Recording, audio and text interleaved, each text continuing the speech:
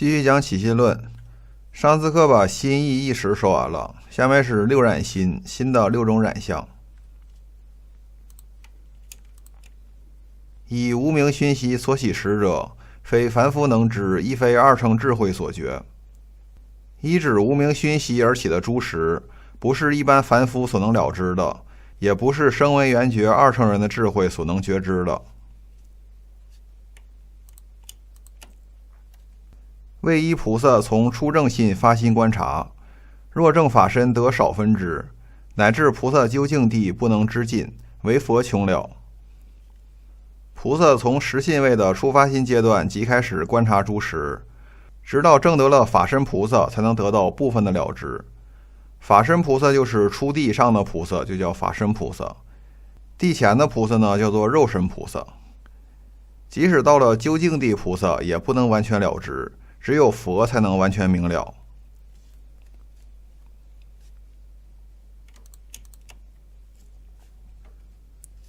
何以故？是心从本以来自性清净而有无明，为无明所染有其染心。这是为什么呢？因为心性真如是自性清净的，但因为有无明升起，为无明所障缚而产生染心。虽有染心而常恒不变，是故此意为佛能知。尽管生起染心，而心性如来藏却是湛然常净、永恒不变的。此意甚深，唯有佛才能了知。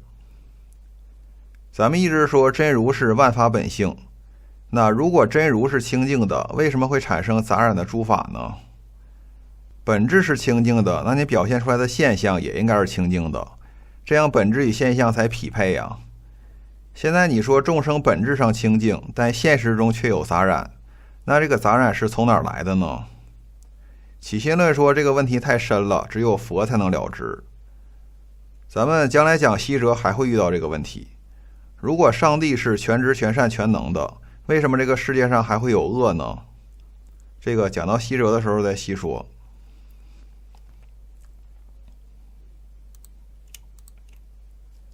所谓心性常无念故，名为不变；以不达依法界故，心不相应。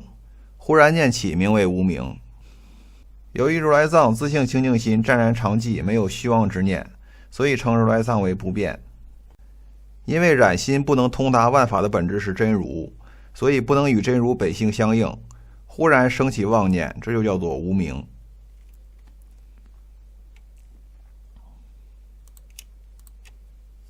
染心者有六种，云何为六？染心可以分为六种，有哪六种呢？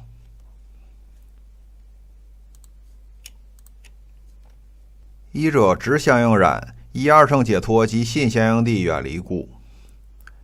一是执相应染，即与执着相应的杂染，声闻缘觉二乘人能解脱此染，信相应地的菩萨能远离此染。信相应地菩萨就是实信位的菩萨。执相应染就是凡夫的杂染，在实信位的时候就能断掉执相应染。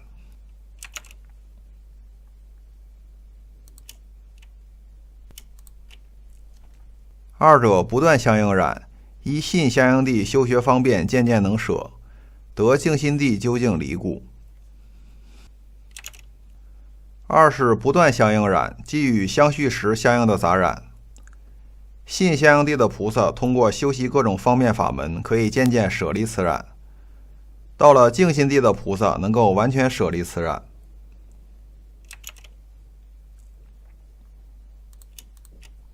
三者分别智相应染，依具界地渐离，乃至无相方便地究竟离故。三是分别智相应染，即与智相相应的杂染。二地菩萨能渐渐远离此染，到了无相方便地菩萨才能完全脱离此染。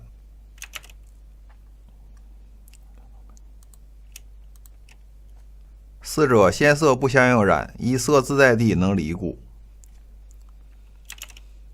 四是现色不相应染，是与现实对应的染心，达到色自在地的菩萨能远离此染。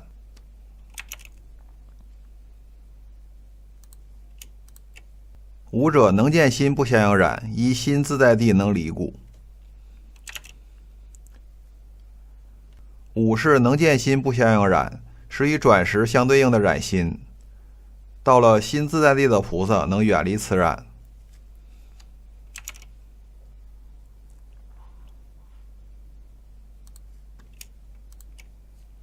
6者根本业不相应染，依菩萨进地得入如来地能离故。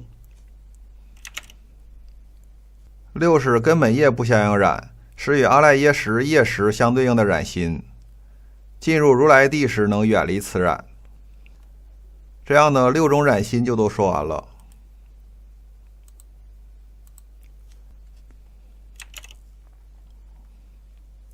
然后是解释一些重要概念。不了依法界义者，从信相应地观察学断，入净心地随分得离，乃至如来地能究竟离故。不能如实了解真如的人，从信相应地开始观察修习断惑，进入净心地以后，每晋升一阶就能远离一分杂染，直到实地修行圆满进入如来地，才能完全舍离一切杂染。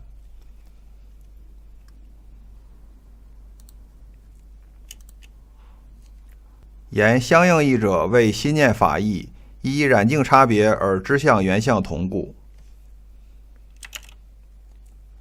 就是刚才讲的这6种染心，其中分别智相应染、不断相应染、直相应染，这3种染心里都有相应2个字，这个是什么意思呢？就说这3种染心呢是比较粗浅的，都是心与外境相对应的。比如我恨某个人，我喜欢吃某个食物，这些染心升起的时候是能知之心与所缘之境相应一致，所以叫相应染。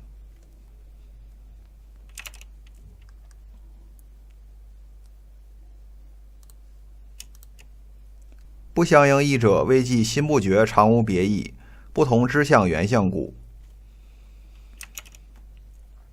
这句话讲不相应的染心，就是根本不相应染、能见心不相应染、现色不相应染这3个。所谓不相应，就说这3种染心是比较细微的，它们升起的时候也没有一个明显的外在表现，也不是针对某个对象，所以叫不相应染。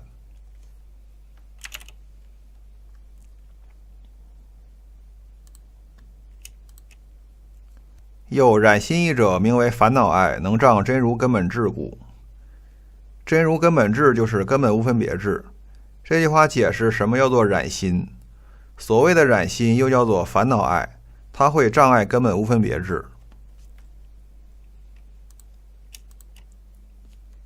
无明义者，名为智爱，能障世间自然业智故。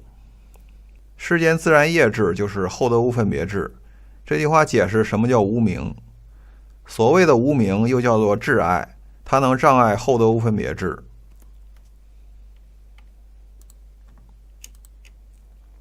此意云何？以一染心能见能现妄取境界为平等性故。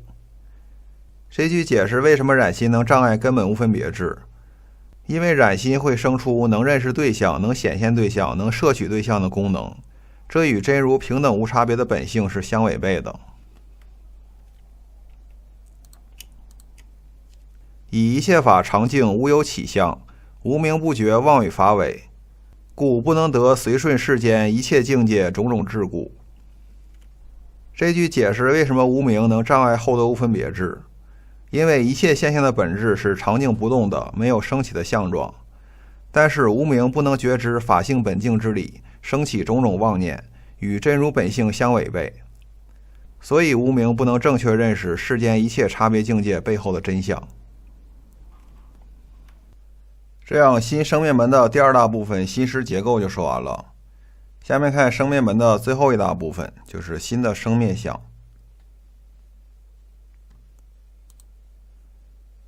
心的生灭相又分3个小部分。第一部分讲生灭的粗细，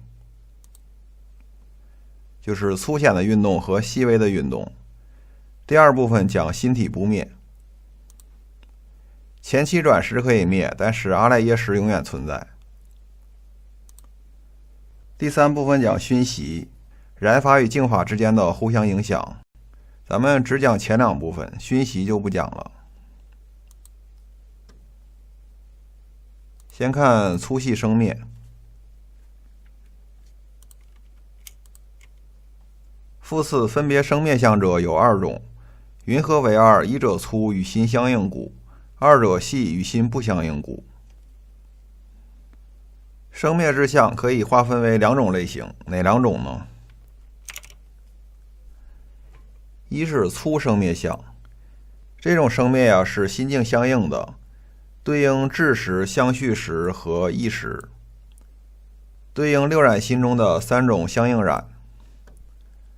二是细生灭相，这种生灭是心境不相应的，是心的细微运动，对应业识、转识、现识，对应六染心中的3种不相应染。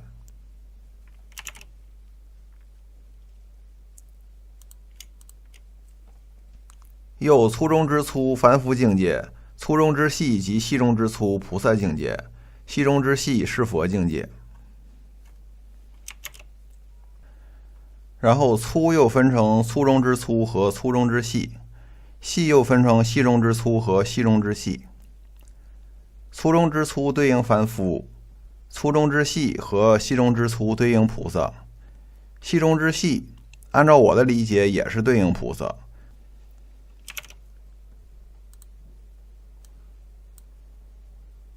注意最后这句细中之细是佛境界。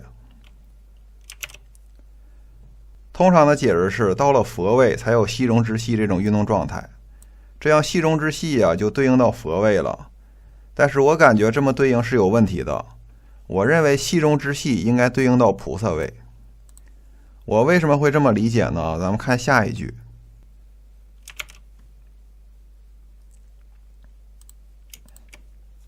此2种生灭依于无明熏习而有。这粗细2类的生灭相都是由于无明熏习真如而产生的。这就是我为什么认为细中之细不能对应到佛位，佛位怎么可能有无明熏习呢？所以我把它对应到菩萨位。我说的也不一定对大家可以自己研究一下。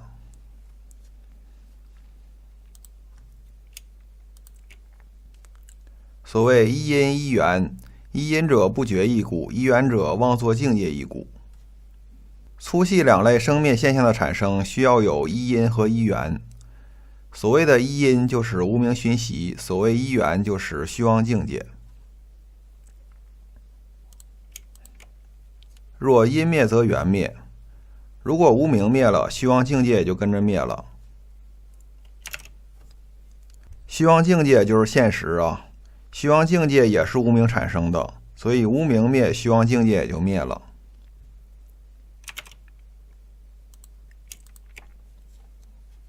因灭故不相应心灭，缘灭故相应心灭。无明灭3种不相应心灭，现实灭3种相应心灭。这样粗细心相就说完了。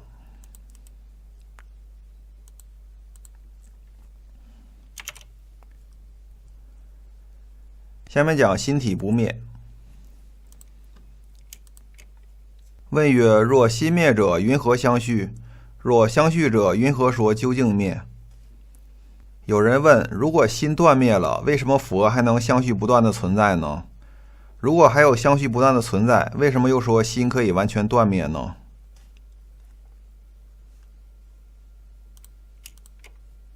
答曰：所言灭者为心相灭，非心体灭。如风依水而有动向，若水灭者，则风相断绝，无所依止。以水不灭，风相相续，为风灭故，动向随灭，非是水灭。回答是：所谓断灭，只是说染心的动态形象断灭，并不是指心体阿赖耶识的断灭。犹如风必须依靠水才能产生波浪的动向，风是无明，水是阿赖耶识，波浪就是心识的染相。如果水断灭了，就说整个这海水都没有了，那风因为没有水作为依靠，也就无法产生出波浪的动向。但这不是佛教的说法。佛教正确的说法是认为，当风断灭了，水的动向也就断灭了，而并非水本身，也就是阿赖耶识本身的断灭。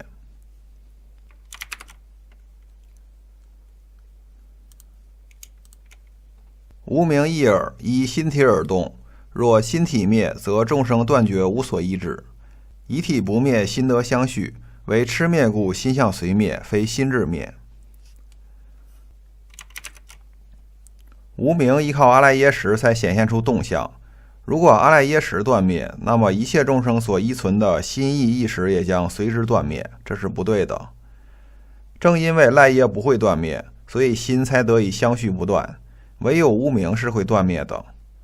无明灭，则一切粗细染心也会随之而灭，但心的本觉智体不会断灭。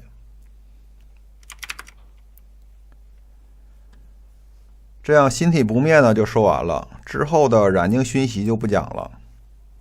起心论呢就说这么多，下次课讲隋唐宗派。